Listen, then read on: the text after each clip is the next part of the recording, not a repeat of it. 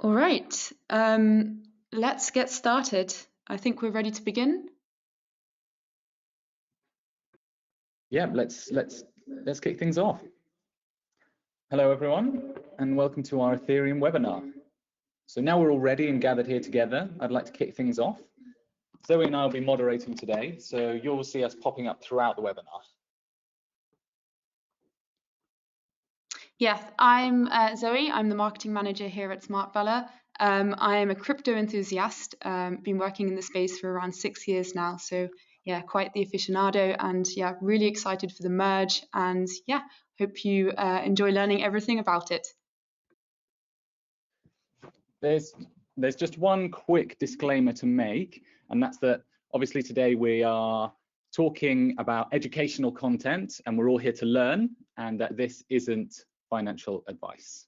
So now we've got that basic fact out of the way, I'll just tell you a little bit about myself. I'm Joseph. I started off as a journalist. I used to work for Reuters, the BBC, British newspapers like The Telegraph and many others. But then I started reporting on crypto and I was hooked pretty soon after. I guess I realized that it was more fun and interesting to be on the side of the companies that were building and actually making things happen in the space. So I jumped over to the other side and I've been doing that ever since. Now, that's enough about me. Let's introduce today's speakers. So I will start with our lead speaker here. First of all, it's great to have Olga Feldmeier, co-founder and board chair of SMART VALOR, with us today. So for those of you who aren't already familiar with Olga, let me give you a little bit of background about her eventful career. Olga kickstarted her career at the prestigious Boston Consulting Group, and over the course of the next decade, she went on to work for both Barclays and UBS in executive roles. And after this, Olga fell down the crypto rabbit hole, I guess you could say, and became a managing partner at Xapo. So for those of you that don't know, Xapo was one of the first Bitcoin custodians, and they gained the first Bitcoin custodian license here in Switzerland, for which Forbes christened her Switzerland's very own crypto queen. So welcome, Olga, and do please say a few words. Hello, guys. Happy to be here and happy to see so many of you. Even people that we used to work together, some people from UBS and BCG, a lot of known names, Stefan and Martin and Brigitte. Welcome, everyone. I'm happy to be here. I've been investing, guys, in crypto for the last 9 years. It's hard to believe how the time flies. But even bigger passion to me is, of course, SMART VALOR. I'm co-founder of this company. It's today the only full-fledged exchange that provides custody, staking, trading, brokerage, basically everything about crypto. The only one really from Switzerland. And I think the biggest achievement for us so far have been that we even became the first digital asset exchange in Europe to be listed on NASDAQ, which is, the largest global technology stock exchange in the world. So very proud of all those achievements and happy to be here with you for the big Ethereum Merge event. Thank you very much. We are, of course, all very happy to have you. So now it's time to introduce our next speaker, Michal. Michal is a product manager here at SMART VALOR. He's passionate about crypto products and is going to be running through the more technical side of things today for us mere mortals. Michael has been in the crypto space for 4 years, usually in different product manager roles. He previously worked for the UN in international affairs, but then he decided to go even more global with borderless crypto. It's all exciting stuff, and thanks, Michal, for joining us. Do please say a few words. Thank you for introducing, and my honor to be here with you at this very special moment. I hope I won't be too technical for this meeting. I'm sure we'll all manage. So now that we're all fully acquainted, let's get cracking. First, just a few seconds of housekeeping, and I'll just run through how the webinar will be structured. So part 1 is where Olga introduces us to Ethereum and gives us the top 10 key facts about Ethereum that we all need to know. In part 2, Olga's going to give us the lowdown on the merge. In part 3, Michal steps in and he will tell us all we need to know about staking and how we can get started with it. And that's it for the presentation parts. After this, we will open up the discussion with a Q&A session. But of course, don't feel you have to wait. If you have any burning questions that pop up throughout the presentation, send it to us via the chat. We would be very happy to read them. And that's enough from me. Olga, over to you. Thank you, Joseph. So, okay, guys, let's get started. First of all, cryptocurrency used to be the Bitcoin only show. But now we all know that there is so much more to this industry than Bitcoin. And that's thanks to Ethereum. Ethereum is one of the most innovative places in crypto and has been driving force behind many of the biggest applications. Remember those coins that have virtually no volatility, the stable coins, tracking, for example, US dollar and reaching trillions of transactions volume? Ethereum is the issuance and execution place. Or maybe you heard about monkey pictures that sold for millions of euros. They are called NFTs, non-fungible tokens. And again, Ethereum is their production site. So what is Ethereum anyway? That's the question we gathered here to refresh our memory. So Ethereum is a blockchain protocol. It is a decentralized network of computers which enable peer-to-peer transactions. This is why it's also described as decentralized supercomputer, spread across a huge network of computers. And this is why it's extremely powerful. It's big. So the idea behind Ethereum was to be the platform where people can create decentralized peer-to-peer solutions to the problems of our time. So let's break down the essential things about Ethereum. And for you, I structured them in basically top 10 key facts to know about Ethereum. Some will be known to you, some are just good refresher to be sure you know all you need to know. So number one, how Ethereum was invented. The idea for Ethereum was first published in a paper in 2013. The Ethereum Foundation created network and launched it in 2015.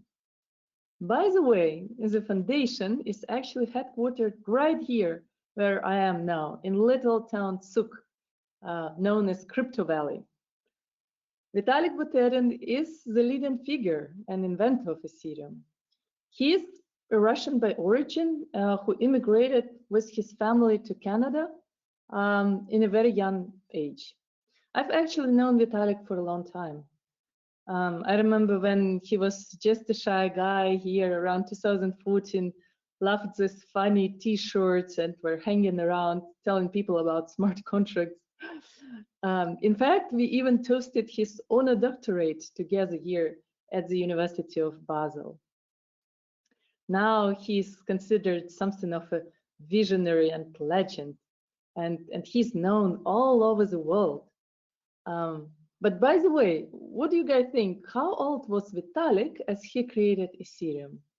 Could he be 36, 25, or maybe 19? That's the question I would like to ask you. You see now the poll, just click the button and guess it.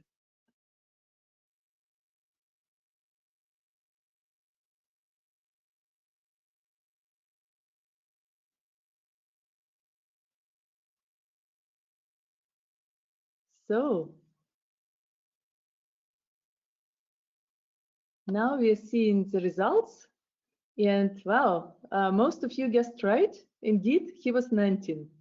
Quite impressive, isn't it, in such a young age to be already at this level of technical expertise to be able to do something like this. For another little poll, how many times bigger is Ethereum at its peak than the Swiss multinational bank, such as, for example, UBS today? What do you guys think? Is it multiple 10, 6? What would be the right answer here? So just select one of the I mean, UBS is pretty big, right? In terms of the value and market cap, if Ethereum would be listed on Swiss Stock Exchange or Deutsche Börse, how would that compare to UBS? So we're collecting some answers. I actually checked, so I kind of know. Multiple 10, exactly. It's unbelievable. The market capitalization of Ethereum last year, it's all-time high, reached 560 billion. So I don't know any other fintech challenger of this size, right? So this puts the network in the same league as companies like Toyota, Shell, or Cisco. Now, fact number 3, Ethereum is a decentralization network. What does it mean? Ethereum is a decentralized financial network. This means it doesn't just exist in one place. It's spread over a network of thousands of connected devices. At my early days in crypto, I also used to have a very powerful computer and run Ethereum protocol in a very basic shape and not for a long time. But actually, the point is, when the network used to be small, anybody could run, you know, not very sophisticated computer and be part of this network, right? So it isn't just some complicated tech trick. It's a way to make sure that no single entity can ever take over or bring down the system, right? We all together control the network. If one device is compromised, it gets locked out. The rest of us keep going on, and if nothing ever happened, we are fine, we just run the Ethereum blockchain. So Ethereum is a peer-to-peer network, which means that any person connected to the network can communicate and transact directly with each another peer-to-peer. So no central authority is required. Now, fact number 4, we're moving on. Programs on Ethereum are called smart contracts. Probably all of you have heard about smart contracts. What are those? Well, the official definition, smart contracts are self-executing contracts where the term of the agreement between buyer and seller is directly written into the lines of code, right? So simple contracts like Alice sell 1 Bitcoin to Bob can be executed through this code, completely without intermediaries, automated peer-to-peer. Also, the blockchain, the history of all the transactions, all of this is public, right? So you can see it. So, and this means, you know, that we don't need anyone to check or approve things. The code does it for all, instantly and automatically. So that's, so far we get through the first 4. Now let's move to the top key fact number 5. How many people use Ethereum today? That would be also a good quiz question. Maybe some of you know, but actually today Ethereum is used by millions and millions of people around the world.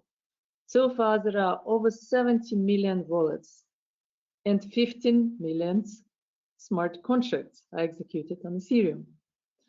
So the Ethereum network has also created a huge amount of value for users. Creators alone earned more than $3.5 billion last year.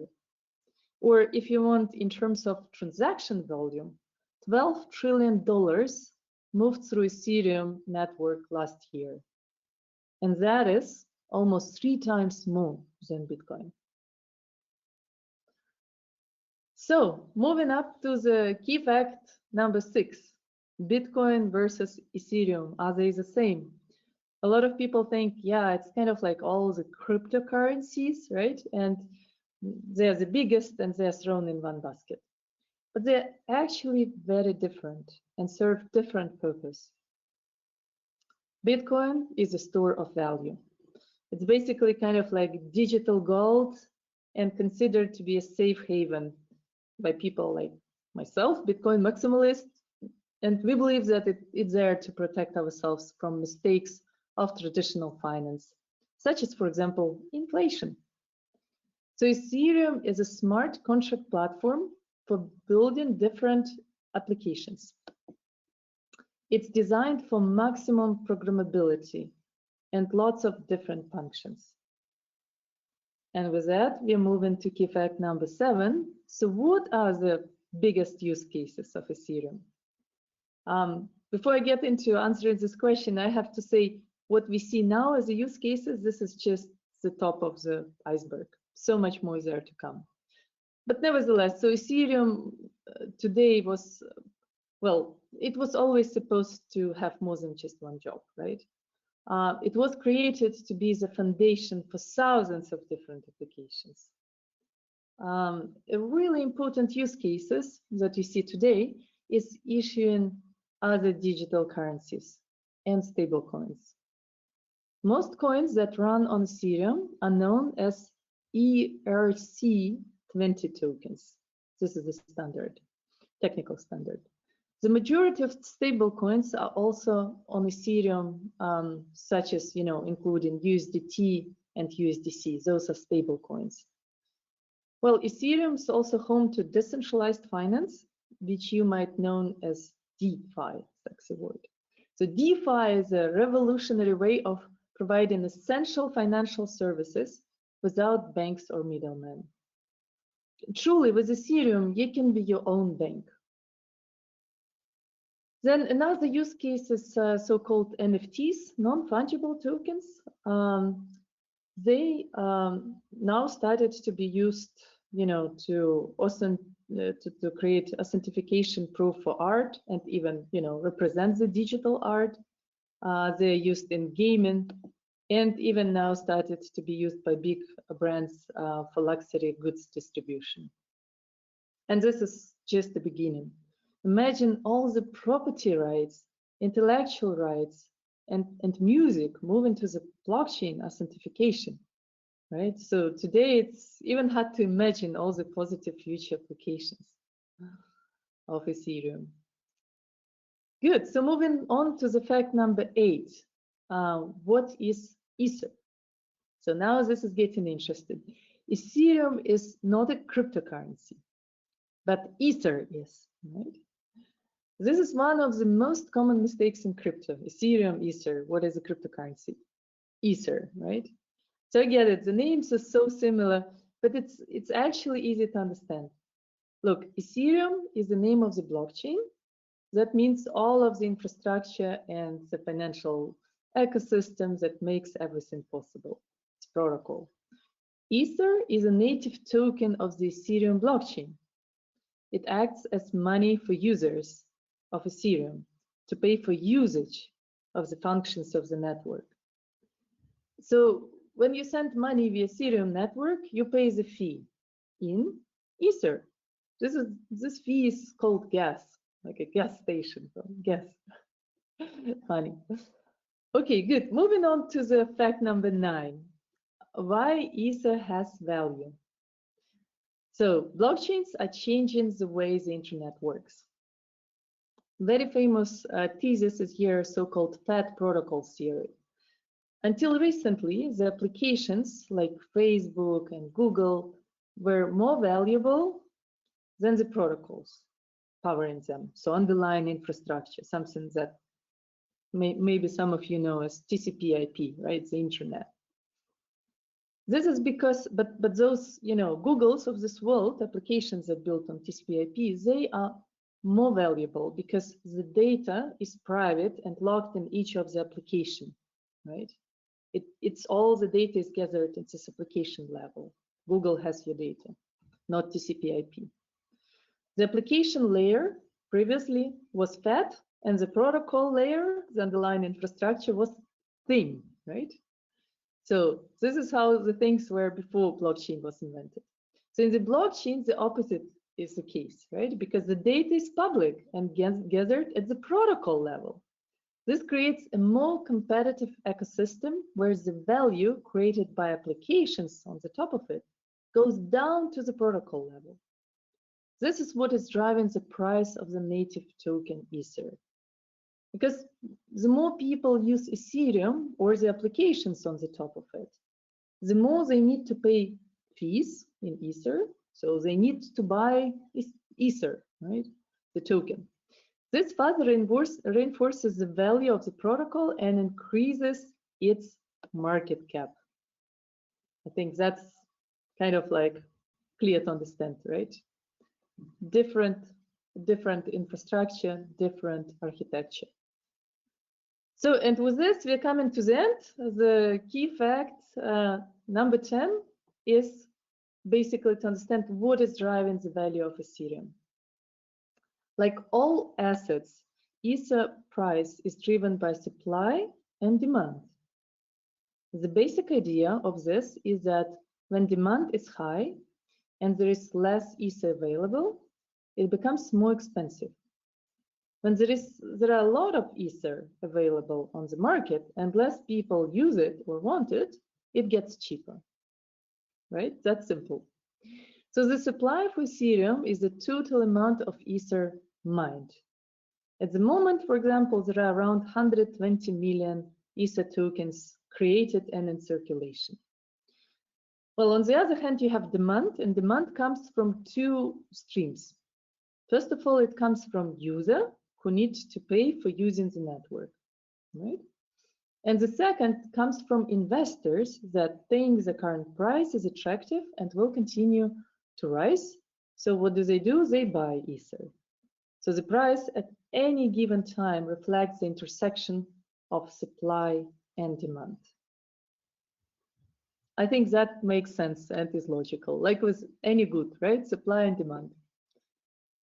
So now just think about all the possible applications and usages of Ethereum for peer-to-peer transaction, global, anywhere, for such a different purposes. And this, you can imagine what a demand is gonna become into Ethereum from the users, right?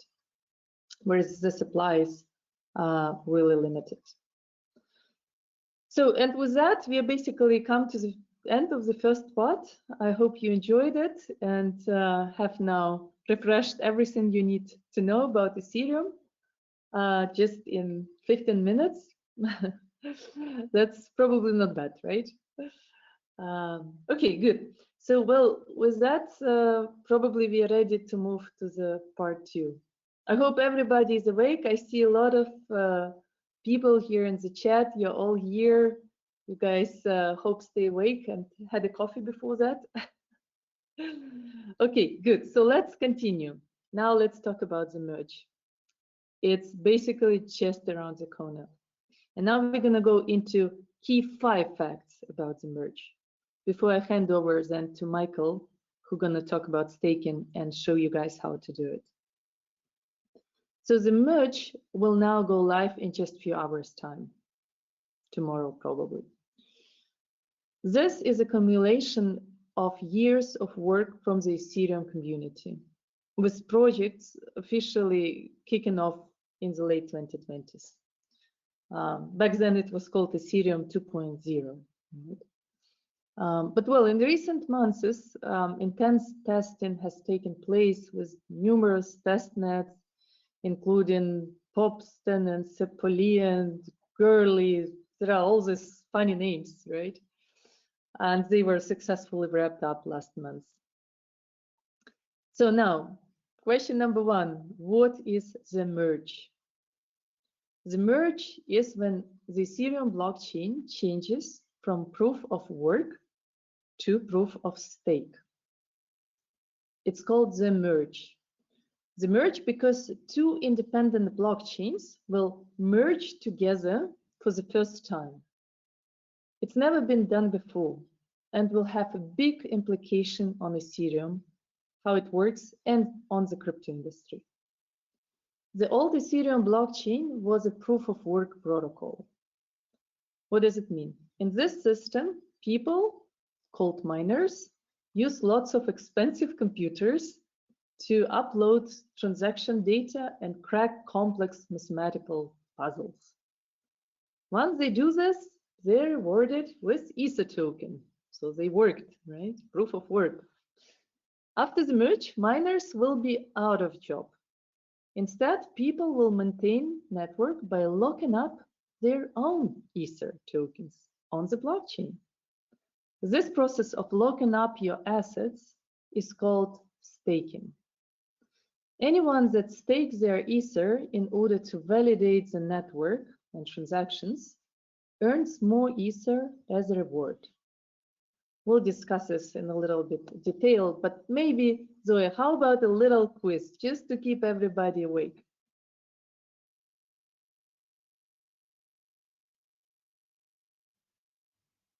So the question we have here for you, just to check how you're here with us. What are we talking about? What system will Ethereum switch to after the merge? Piece of cake, proof of work, or proof of stake? That is a question and a joke in itself. And just to check how awake all of you are, let's have a look at the first results.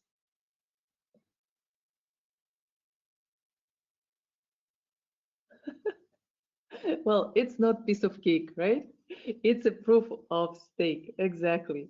And this is a proof of your work that you're awake and staying with me here. Thank you so much again. So let's move on. Key fact number 2. The switch from proof of work to proof of stake will have no significant impact on lowering transaction fees nor transaction speed. 2 big problems with Ethereum today. That is because gas is so the fees are determined by a blockchain consensus mechanism, not by blockchain consensus mechanism, but rather by overall network capacity. While this might be disappointing to some, further blockchain upgrades and the growing number of layer 2 scaling solutions in the Ethereum ecosystem should eventually bring gas fee down. But this is not, what is Merge trying to solve. And with this, we move into key fact number 3. So the Merge may result in Ethereum becoming a deflationary asset. How Ether gets issued will change after Merge. So currently, new Ether are issued from 2 sources. The execution layer, so it's the mainnet where miners are validating new blocks now, so using the proof of work, and on the consensus layer, so on the Beacon chain, with validators using proof of stake. Now they run in parallel, right? After the merge, issuance from the execution layer via proof of work will go to 0. To put things in perspective, currently the new issuance rate on the Ethereum mainnet is around 4.6%. But with almost 90% of that coming from proof of work, you imagine what happens, right? So post-merge, the annual inflation will go down to around 0.5%. This is why some people are talking about triple halving event, like Bitcoin is halving in every 4 years. So, well, the issuance rate of Ethereum is coming down 90%, right? So that's quite significant. Now, the key thing number 4 that you need to know about the merge is that it isn't just a single event, right? It actually consists of a longer journey. The beginning of this merge, which was previously called Ethereum 2.0, actually kicked off almost 2 years ago, as I mentioned, in December 2020. The first stage of the network rollout saw the introduction of this so-called Beacon chain, which has since existed as a completely separate blockchain, running parallel to the Ethereum mainnet. So far, so good. Now we're coming to the last point. Key fact number 5. The merge solves Ethereum carbon problem. This is very important. Look, the old way of doing things had its problem, right? The only people that could really mine Ethereum had lots of money to pay for equipment and electricity costs. So miners increase their chances of earning Ethereum by getting faster machines, right? that use even more power. So it became kind of like an arms race between the richest and the best equipped miners. This is why people like me couldn't mine anymore, right? Because I just have a normal computer and they have like super fast servers. Okay, that means that Ethereum network ended up with carbon footprint equal probably to a country like ours, like Switzerland. It's not a great look, we all agree. But the merge will stop mining and change Ethereum's energy consumption forever. So by how much? What do you guys think? It's time for another quick question. So the question is, how much will Ethereum energy consumption be reduced by merge? We have here by 1/3, by half, or maybe over 90%, which would be awesome, but is this possible? What do you guys think? Just pick your random number, guess, and we'll see how. I actually previously did not think much like that this is such an important problem, because I defend Bitcoin, being, yes, very energy heavy, but also being very secure, right? You need the big network for bigger security. So actually, I personally never considered this such a big problem, but the eco-friendly investors and ESG topics, they're demanding new solutions. So what is the outcome? How do we look like? Yeah, wow, you guys know everything. This is amazing. Yes, exactly. It's 90%. So it's really big deal, right? And even think about it, institutional investors that probably could not participate in this and invest in Ethereum because of ESG will now be able to do this. So it's a big deal. And from the technical perspective, Ethereum Merge, it's probably the biggest upgrade of software platform in the whole history of software, right? So it's exciting for technical people, but it's also exciting for all of us in the crypto space, crypto investors. Yeah, and with that, 2 thumbs up. You guys made it through the first 2 sections. We spoke about Ethereum, we spoke about the merge, and now I'm handing over to the amazing SMART VALOR team. Yes, thanks very much for that, Olga. That was great stuff. Sure. So as the third and final part of the presentation, we're going to discuss staking and what it means to stake Ethereum. So this is where we hand you all over into the very safe hands of Michal, and he is going to show us how it's done. So Michal, over to you. Thanks very much. Thank you so much. So let's refresh our memory a bit and talk about proof of stake, right? So imagine, I give you an analogy. Imagine you are moving in a car with a diesel or with some oil in it, right? And you have to switch the car and you have to jump to an electric car. And the merge is about this switch over without you notifying that the switch over actually took place. So now we want to move in an electric car, and proof of stake is a new engine for our car. In a blockchain sense, it's a new engine for our blockchain.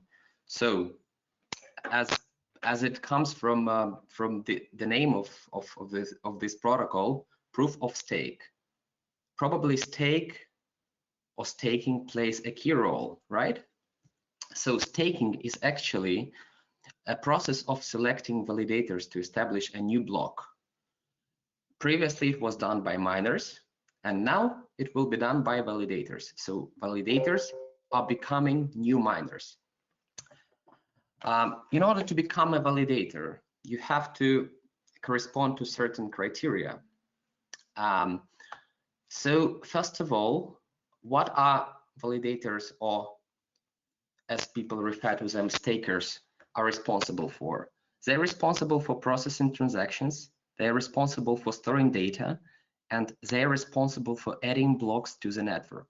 So these are the 3 key pillars staker's responsibility. And to become a validator or a staker on Ethereum, he or she must invest at least 32 Ethereum, Ether, as to put it correctly, to the blockchain. This money will be locked, and this money will be used as a collateral. So let's say a validator is a conscious one, is a good one, and he process good transactions.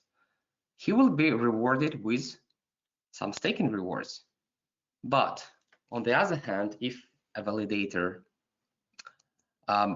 is processing bad transactions or is not online, so that another validator has to support him, his collateral might be compromised, or his collateral will go to blockchain as a punishment for him not being responsible enough to run the network.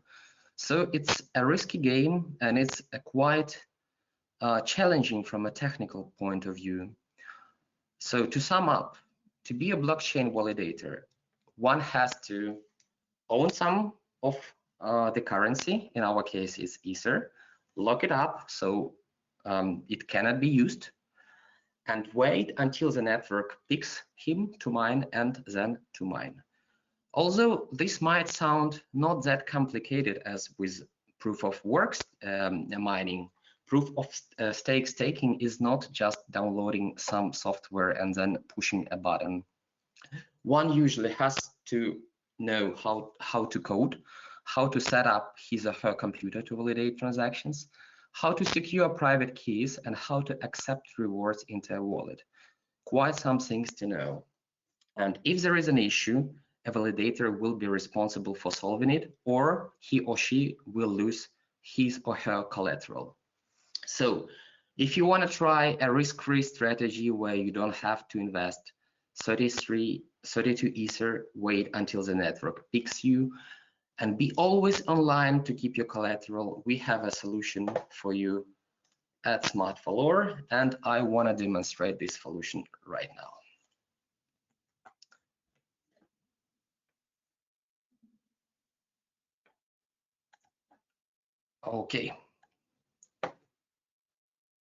Okay, so first things first, let's assume we logged in and we are here on the dashboard, and probably we need to buy some Ether first. So we go here to our buy and sell tab. We click on the currency. We pick the proper currency, Ether, and then we choose the amount we want to buy. Let's say we want to buy 0.1 Ether for testing purposes. Then you can choose your payment method. So there are 3 options available. Either it's wire transfer or an instant credit card transfer. In my case, I already have some euro, so I will use them. You will get here an estimated amount that one is going to spend. So let's get things done. Confirm, and I got some Ether. So now let's get straight to the point. We navigate to staking tab. We see the list of currencies. We obviously choose Ether, and we press the button stake. So here one sees a very important note, and let me say a few words about this note. Since now it's a truly revolutionary moment in the history of crypto and in the history of technology, I would say, this transition from one blockchain to another blockchain is a really big thing, and no one can expect how much will it take to actually merge two blockchains. So for this particular reason, it is unknown when you can actually unstake your Ether, and there is a note here that before the merge takes place, which is happening just in a couple of hours, we don't know when we can unlock our Ether. So we should understand this and accept this condition. Then we click on continue, and then as you see, we see here the available balance of Ether. If you still don't have it, you can click on buy Ether now and go back to buy sell page. Here we have two options, and actually this is something that not a single exchange offers. We offer here two options: to stake Ether and to get rewards in Ether, or to stake Ether and to get reward in our native token Valor. For the first scenario, where you will have a 3.2% estimated annual rate. For the second scenario, if we press the button here and get rewards in Valor, the percentage is higher, which is 3.84%. So for the test, let's stake Ether. Let's stake 0.1, which is actually the minimum amount one can stake. The estimated annual reward is displayed here. So I press on agree to staking terms and conditions. Don't forget to read them by clicking on this link, and we stake our Ether. Now the Ether is staked, and you can see it here, the status of our staked amount, the start date, and end of lockup period. This is basically what I just mentioned, as there is no certainty when the merge finishes. Then as long as we have the information, we will update it here, and you will be able to unlock and get your rewards. So that's basically as easy as that. No need to deposit 32 Ether, no need to run your computer online. Just come here and click several buttons. This is a piece of cake, right? This is a piece of cake. Simple. Yeah. Yes, and I guess I'm ready. Okay then, well, thank you, Michal. So you don't need a PhD in rocket science to understand how to do staking all by yourself.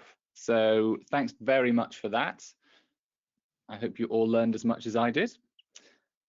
Okay, so now we are coming to the final part. So we are moving to the Q&A. So we've already had a few questions through during the course of the webinar. Thanks very much for those. But do please feel free to keep sending them in. There's no such thing as a stupid question. Okay, so we had a few. Let me just get to one now. So I think the first question we will ask, well, I think, Olga, this is one for you. And it is, so how will, I think you kind of mentioned this earlier, but perhaps now, in case people are unsure, you could, just kind of refresh people clearly about how the merge will affect ETH supply. Yeah, well, basically the supply is how much Ethers are being created, right? So you validate transactions today and you get reward in the basically as Ether, right? Credited. Well, you receive them basically from the mining transaction. Now, if we don't have to solve the mathematical puzzle and use the proof of work, like all of this 4.8% that are issued for miners today, well, basically 90% of it is not going to happen, right? It's down to 0.4%, so it's 1/10 of the today's supply, right? This is what I mentioned before. Now, what a lot of people are excited about is that there is a new feature that part of the transaction fee will be burned, right? And basically, the more transactions there are on the network, so the more active network becomes, the more the more Ether will be burned, right? So I think it's about 400,000 Ethers that are going to be burned per year. So that means, you know, if 0.4 are issued and 400 are burned, then if you know the network is used more and becomes very active and validates many more transactions, then the burn can even become bigger than the new issuance, right? So there can be like, I don't know, 600,000 Ether burn.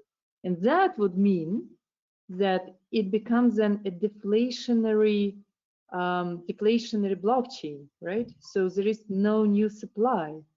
In contrary, you know, the total supply will even decrease, right?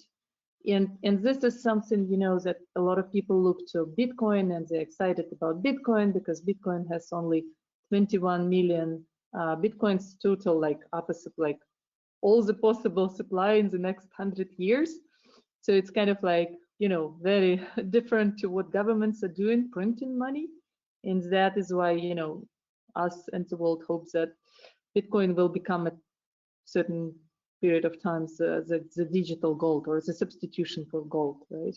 And the same way, like now you look, Ether is even probably going to be even more attractive in the terms of supply, that it can become deflationary. So the total amount of Ether available going to go down. Now, I believe that, you know, the amount by which the supply can go down is nothing in comparison to the increase of demand, which is going to come with the next iteration of crypto, with the next bull market, with the next usage cases coming to us, right? We've seen, you know, big boost of Ethereum network being used for, you know, back then in 2017, 18, ICO tokens, right, being issued on Ethereum blockchain. Then during the last bull cycle, it was decentralized finance and NFTs, right, where it was so much usage that at certain point, you know, it was so expensive to clear transaction on Ethereum, and Ethereum networks started to become so slow, right? So we can't even imagine like really what is the next use case. It's going to be something out of Web3 universe, right? Some decentralized networks for, I don't know, settling transactions in property rights, or social networks, you know, completely independent peer-to-peer, or any of these future metaverse related applications, right? And then the supply, the demand is going to be so big that it kind of like, you know, puts the small supply like completely out of proportion. Well, again, that, you know, that's just my personal opinion, and that's why I'm, you know, big fan of Ethereum and hold Ethereum in my portfolio for a long time now. Personal take on this situation. Hope this helps. Thanks very much, Olga. It's really interesting to hear your opinion, especially considering the experience you have. So we've had quite a lot of questions through. I think hopefully we can squeeze in two more. So I think in the interest of fairness, we'll have one for Olga and then one for Michal. So Olga, whilst we've got you speaking, I will ask you the next question. So what is the yield rate, and will it stay the same after the merge? I think that's a pretty fair question. Over to you, Olga. Thanks. Yeah, you know, that's a little bit speculative. The yield depends a little bit on the amount of, you know, staked Ether and the competition, you know, that is out there to earn the rewards, right? There is quite a certain expectation that the yield could go to 6 or even 6.5%. It's difficult, you know, to put a certain number. It depends on the metrics of the network, and of course the incentivation, right? There are a lot of different platforms there that add on the top of the same way we give our own currency valor on the top of the staked of the staked Ether. For those people who use the platform, they can use it to pay the fees, and then it becomes much cheaper. The same is true for all the Chinese platforms. Some people, who like, for example, Chinese platform Binance, right? You get also some booster there. So it's a combination of, how the network is going to work, plus a little bit booster that you get here and there. That's in a nutshell. Well, thanks very much, Olga. I feel like that was very concise.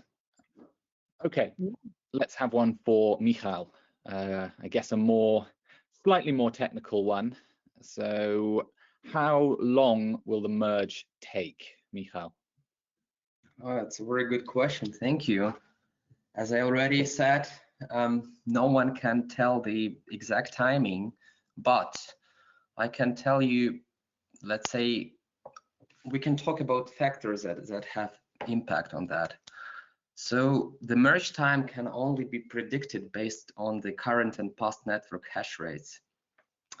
And the hash rates this depends basically on how many miners will participate in the process and how many miners will actually make the merge happen. If there are more miners, the merge will happen quicker. If there are less miners, the merge will probably be happening longer. So therefore, this timestamp changes as miners both join and leave the Ethereum network, which affects the hash rate. And if you guys feel inspired after our staking presentation, you still have some hours to turn on your machine to run the protocol and to speed up the process a little bit. So basically there is no timestamp. That's why the Ethereum Foundation gave a block number instead of exact time and date. So when this block number is reached, we can say that the merge materializes. Okay, right. Thank you very much. Yeah, and thanks for all your super questions. I feel like that was a really interesting discussion, and I want to thank our two speakers. Difficult to choose from all the questions, right? Yes, And unfortunately, we're running out of time. But if I can pick one question, Joseph, for myself, out of all this great collection I had time not to read, that would be probably the question from Janine, who is asking, can you tell us something in regards to the possible fork of the network due to the merge? Exactly, the hard fork. As you guys maybe know, Vitalik is a big fan of hard forks. He doesn't like soft fork, the half truth, right? It's either on one side or another. He's quite extreme in this opinion. But in any case, yeah, there probably is going to be hard fork. We basically run nodes, right, on Ethereum. So we stake people's Ethereum, right, and we are the validator, right, on the new network. And all of us exchanges, right, like huge exchanges in US, Coinbase, and Kraken, they basically, we all together need to make a decision. What do we support? Do we support like we switch our Ether and stake it only on the new proof of stake, or we kind of like do both, right? And I think it's our responsibility and our decision to support the main Ethereum, so the Ethereum that becomes, proof of stake. And I tell you why, because look, the network is going to be successful the more applications are run on it, right? The more use cases are on it, right? So take any like DeFi, decentralized exchanges, yield protocols, whatever. Like, we as an industry, so for example, large DEXs, right? Like Uniswap, right? They need to pick their battle, right? And of course, the majority of us just goes with Vitalik, with his blockchain, right? So we need to decide and we need to put our horses there. And we say, okay, we're going to support Ethereum, right? Because so much work was done now to advance Ethereum. We cannot let it just, and switch to another blockchain, right? So we stick to Vitalik, we go with the main blockchain, right? And we and all this, you know, other applications, major other applications, you see more and more voices. Overwhelmingly, like almost everybody is gonna support blockchain Ethereum like as a main merge to the proof of stake. Of course, there are people, you know, that think, oh no, you know, proof of work was so cool, we don't give a damn about you know, the electricity and you know, energy problem, and we're gonna build other new applications on that, and we're gonna, you know, attract new developers, and they're gonna build for the future even greater Ethereum as a proof of work. There are those voices, guys, but I think everybody who is like in our position as an exchange or larger application and does not support like main fork of Ethereum does not really, you know, handle in the best interest of the crypto system. So with this long answer, the short answer, we support the main fork. We will be moving there with us and customers' money and customers' staked assets. Maybe long answer to short question. And also another question I see here from Boris. So just audio, we decided to go just for audio to make the audio quality better. If you guys want, we're gonna now launch the series of such webinars each month. We can easily hop together on a couch and do this with a video, if that's preferred version. Yeah, and I think there are so many more questions that we literally cannot cover them here. I just personally advise all of you, if you want to know more, my first book on Ethereum, which I really loved and gave me all the background, also from the technical perspective, was Mastering Bitcoin with Andreas Antonopoulos. And also technically a lot of things changed, but I still think it's a very fundamental book, and I can highly recommend you Mastering Ethereum with by Andreas Antonopoulos. Yeah, and with that, unfortunately, we are running out of time, so over to moderators. Yes, thanks very much, Olga. I'm glad we managed to squeeze those last questions in, because I do think they're really important, and it's definitely something we'll all, as the crypto community, be keeping an eye on. So I just want to take this moment to thank everyone for being with us. I really appreciate you giving us your time in the evening, especially after long, hard days of work. And one more thing before you go is that we will be sending out some feedback forms by email, and do please fill them in if you have anything to say, as they're very, very useful, and we really would love to hear what you liked, what you think could be done better, or just anything at all. So please do fill them in. And thanks one more time for joining us. That's all for today, and I hope you enjoy your evenings and have a great end to the week. So thanks very much, everyone. Bye. Thank you, guys, and thank you to great Smart Valor team. Awesome job. Thank you, guys. Goodbye, all. Happy merge. Thank you. Bye. Thank you. Bye-bye.